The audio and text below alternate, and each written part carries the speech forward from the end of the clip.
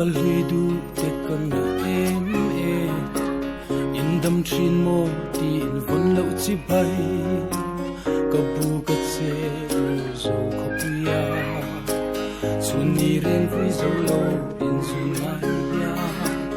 in chin ka chui ni tin zan tin ka thian te sia trial bia thu ka hlan che malayan chang a sin nun hlui kan lim ni le te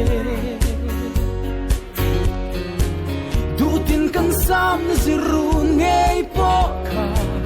avul reng nge kan chua tlang moi khot tlang lung le ding in le kot kher lun po ka ta na ngoi du tin kan sam lai mi tha na cha o ka len rual te ngayan na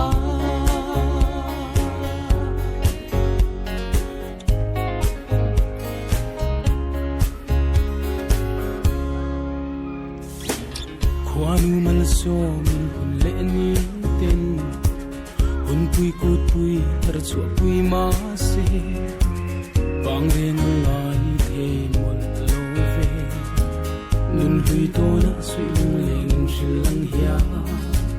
rim moi per khong zai tin rem thiam ka zai pui wang pui ka chang mol lo ve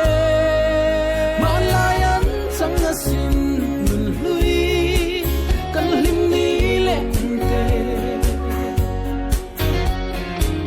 du tin kan sam ziru ngei po kha avul reng nge kan chua tlang